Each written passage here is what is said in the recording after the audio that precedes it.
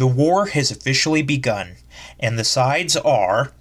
Hey everyone, Templar74 here with another Yu-Gi-Oh video, and today's Yu-Gi-Oh video is going to be my thoughts and impressions regarding the latest episode of Yu-Gi-Oh VRAINS, episode 84, and I gotta be honest with you guys, although the first part of the episode was a little bit of lackluster, the episode overall really made up for it, and there was a great irony in the episode.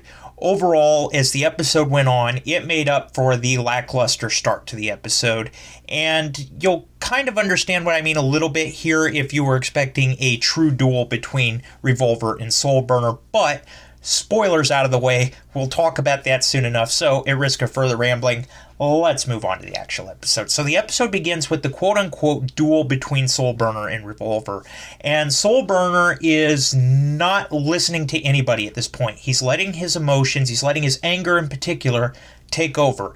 Basically, he tells Revolver, if I win this duel, I'm going to hold you responsible for everything. If you win, I'll give you Flame. And Flame is trying to reason with him, saying, don't do this. This is just your emotions talking. You know, you need to talk to Revolver. Soul Burner hears nothing of it. He takes the first move of the duel, and he's actually able to link summon Heat Lyo and bring out Jack Jaguar on his field the first turn. And then Revolver takes his move. He draws. He does nothing. He just stands there. And this shocks everybody because even Blue Maiden and Ghost Gal were like, okay, Revolver, he's not going to hold back against any challenger. He's not that kind of duelist. So to see Revolver just draw and do nothing is just kind of shocking. And so this just infuriates Soul Burner even more. He attacks Revolver with Heat Lyo and moves in to try to attack him with Jack Jaguar to win the duel, but he's unable to do it. He falls to his knees, he stops the duel, and Revolver comes up to him and says, are you satisfied? And Soul Burner says, no, I'm not. Of course, how can I not be satisfied? You won't even put up a fight, and he's still angry about this. And finally, he's able to calm himself down for just enough time to hear what's going on. Because he says, I don't even know who you are, Revolver. And that's when Revolver just announces who he is right in front of everybody. He says, I'm Kogami Ryoken. I'm the son of Dr. Kogami, the source of the Lost Incident. And this just boggles everybody's mind, even I, because Revolver just came flat out and said who he was in his relationship to the Lost Incident. And so this, although he now knows who Revolver is, Soul Burner's still not satisfied about it. He's still angry about it. And it's at that time Playmaker comes up and explains just what's going on. He says, look, Ryoken here, or Revolver here, was only 8 when the Lost Incident happened. And he was the one that actually reported it to the authorities because he felt so bad about it. Revolver is the one that saved you. And he also tells everybody that Dr. Kogami, the real source of the pain of the Lost Incident, is already dead. And this just is too much for Soul Burner to handle. It's too much for anybody to handle, really, at this point, except Playmaker and Revolver, of course. And so finally, with that out of the way, the team finally decides that they're going to hear Revolver out, as he says that he wants them to follow him to show him something. And they actually go off into a different area. And where they actually end up through this portal is the old Link Frames. Now, of course, they're not the only ones that go into this portal, because as they walk in, Yamamoto and his cameraman see this. They're like, we gotta follow him, we gotta get the scoop. They fly in after him. And they come up into the old, desolate, abandoned Link Frames. And the thing that Revolver wanted to show them was the remnants of the Tower of Hanoi. And basically, Revolver tells the team his plan, because now, of course, the Hanoi and Playmaker's team are going to work together.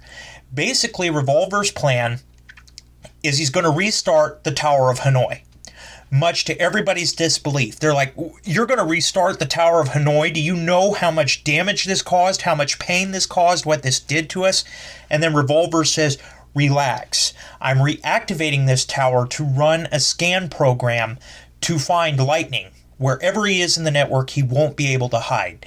And everybody is leery of this plan. They're like, we're not so sure we want to restart the Tower of Hanoi. How do we know that you're not going to trick us, Revolver? That's the main question that Blue Maiden points out to him, even though Aqua says she senses no ill will here. So Revolver says, relax, you have nothing to worry about, and I'm not going to betray you because we are all going to work together. Basically, Revolver initially offered a partnership to Blood Shepherd because he needed skilled programmers that can use the Ignis program. And basically what's going to happen here is everybody's going to build their own little part to this program to rebuild the Tower of Hanoi. So Playmaker is going to build a part of it, Ghost Gal and Owie are going to build a part of it, and the Hanoi are going to build a part of it. So everybody here can stop this plan whenever they want. The Hanoi could stop it if they want to. If Playmaker feels uncomfortable, he can stop this plan when he wants to. If Blue Maiden and Ghost Gal feel uncomfortable, they can stop this plan anytime they want to, because everybody is building their own portion of the program, and without it, the Tower of Hanoi is useless.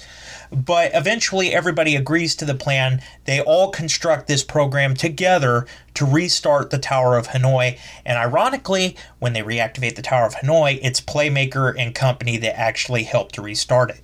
So the Tower of Hanoi is reactivated at this point. The team is back inside the old Link Vrains, and minus Ghost Gal.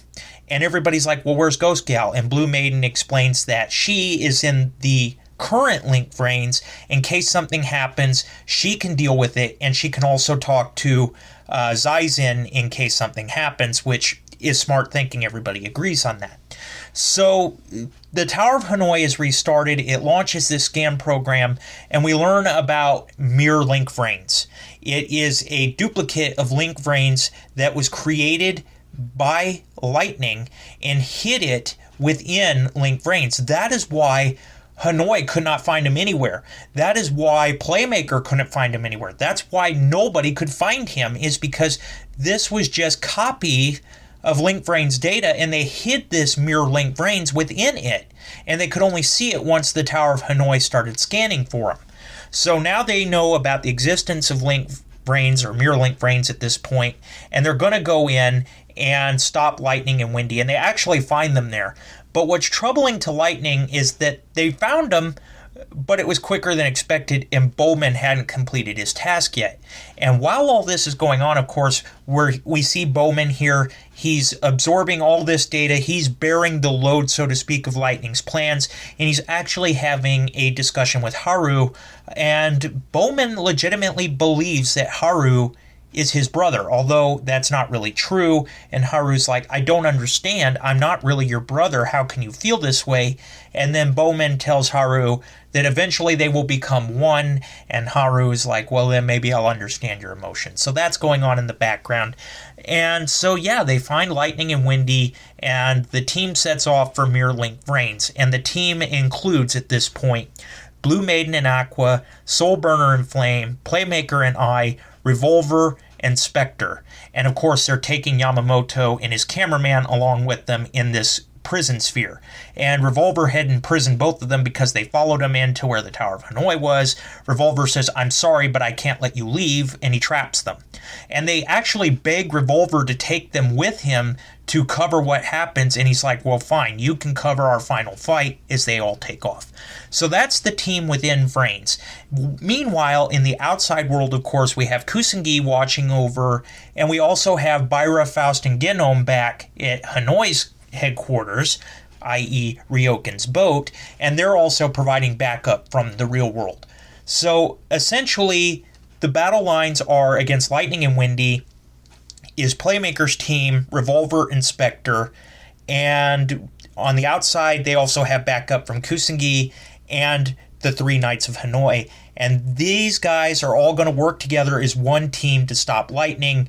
However, eventually, once Lightning is defeated, and even Revolver says this earlier on in the episode, once Lightning is out of the way, we will have to battle for the Ignis if we survive this fight. And that's essentially the episode. So like I said, although it had a lackluster beginning, as the episode went on, it got better. I'm really impressed that they pulled in the irony here of Playmaker and company being the people that worked to rebuild the Tower of Hanoi. Ironic, I know. But yeah, with the irony aside, the episode got better as it went on, and it was just a really emotional episode. You really felt for Soul Burner here, And I'm amazed that they handled Revolver this way, is basically Revolver not doing anything to say, I'm sorry. But with all of that being said, overall, I give this episode an 8 out of 10. You could really feel the emotion in this episode, and it was really well done, although the duel was lackluster and very anticlimactic. I give this episode an 8 out of 10. It was still a good episode, and I really enjoyed how the emotions were conveyed in this episode. But with my feelings of the episode aside, in the comment section down below, let me know what your guys' thoughts are about this week's episode. Did you love it? Did you hate it? Did you think it was just there? What were your thoughts? Just let me know in the comment section down below, because as always, I enjoy hearing from you. Alright everyone, as always, Templar74 signing off. Have a great day everybody, and I'll talk to you all next time. Goodbye everybody.